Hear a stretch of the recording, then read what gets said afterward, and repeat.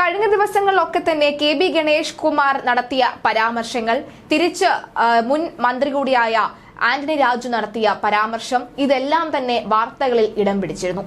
ഇപ്പോഴിതാ ഇതിനു പിന്നാലെയാണ് ഈ പരാമർശവുമായി ബന്ധപ്പെട്ട് മുൻ മന്ത്രി കൂടിയായ ആന്റണി രാജു ഇടത് നേതൃത്വത്തെ പരാതി അറിയിക്കും എന്ന് പറയുന്നത്. സത്യപ്രതിജ്ഞയ്ക്ക് മുന്നോടിയായി ഗണേഷ് കുമാർ നടത്തിയ പ്രസ്താവനയാണ് ആന്റണി രാജുവിനെ ചൊടിപ്പിച്ചത്. KSRTCയിലെ വരുമാന ചോർച്ച അടയ്ക്കുകയാണ് ആദ്യ ലക്ഷ്യമെന്നും ഗണേഷ് കുമാർ പറഞ്ഞിരുന്നു.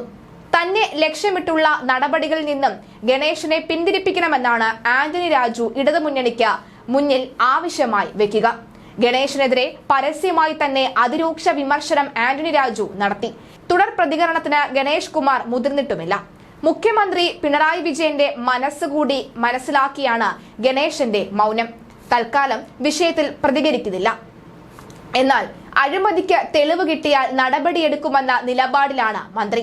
പുക പരിശോധനയുമായി ബന്ധപ്പെട്ട തീരുമാനം പിൻവലിച്ചതിലെ ചർച്ചയാണ് ആന്റണി രാജുവിനെ പ്രകോപിതനാക്കിയത് എന്നാണ് ഗണേഷും കേരള കോൺഗ്രസ് ബിയും വിലയിരുത്തുന്നത്.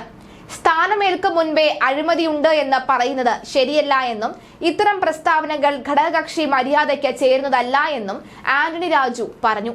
വരുമാന ചോർച്ചയുണ്ടെങ്കിൽ അത് കണ്ടെത്തി അടയ്ക്കണം, അല്ലാതെ പുറത്തുനിന്ന് അഭിപ്രായം പറയുന്നത് ശരിയല്ല എന്നും അദ്ദേഹം തുറന്നടിച്ചിരുന്നു. അഭിപ്രായം പറയുമ്പോൾ ഗണേഷ് കുമാർ പക്വത കാട്ടേണ്ടിയിരുന്നു. അതേ രീതിയിൽ മറുപടി പറയാൻ താൻ ഒരുങ്ങുന്നുമില്ല.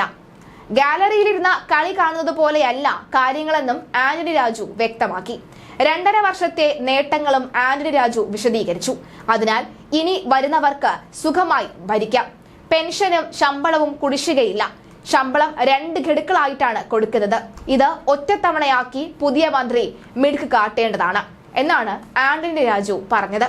തന്റെ അതൃപ്തി ഇടത് നേതൃത്വത്തിനെ അനൌദ്യോഗികമായി അറിയിച്ചിട്ടുണ്ട്. അടുത്ത മുന്നണി യോഗത്തിലും ആന്റണി രാജു ഈ വിഷയം ഉയർത്താൻ സാധ്യതയുമുണ്ട്. അങ്ങനെ വന്നാൽ മുഖ്യമന്ത്രി എടുക്കുന്ന നിലപാട് നിർണായകമാകും. മന്ത്രി മാറിയപ്പോൾ അഴിമതിക്ക് പേരുദോഷം കേട്ട തീരുമാനവും മാറിയെന്ന വലിയ ചർച്ചയും കഴിഞ്ഞ ദിവസങ്ങളിലൊക്കെ തന്നെ നടന്നിരുന്നു. പുക പരിശോധന കേന്ദ്രം നടത്തിപ്പുകാരുടെ നിവേദനം പരിഗണിച്ച് 2022 ഓഗസ്റ്റിൽ അന്നത്തെ മന്ത്രി ആന്റണി രാജു നേരിട്ടാണ് പുക പരിശോധന സർട്ടിഫിക്കറ്റ് കാലാവധി 6 മാസമാക്കിയത്. ഈ ഒരു വിഷയത്തിലും വലിയ തോതിലുള്ള മാറ്റം സംഭവിക്കാൻ ഇടയുണ്ട് എന്നും പറയുന്നു. എന്തായാലും കഴിഞ്ഞ ദിവസങ്ങളിലൊക്കെ തന്നെ ഇത്തരത്തിൽ ആന്റണി രാജുവും കെ.ബി. ഗണേഷ് കുമാറും തമ്മിലുള്ള വാക്പോരിന് നമ്മുടെ സംസ്ഥാനം ഒരു വ്യക്തമായ നിലപാട് എടുത്തിരുന്നു.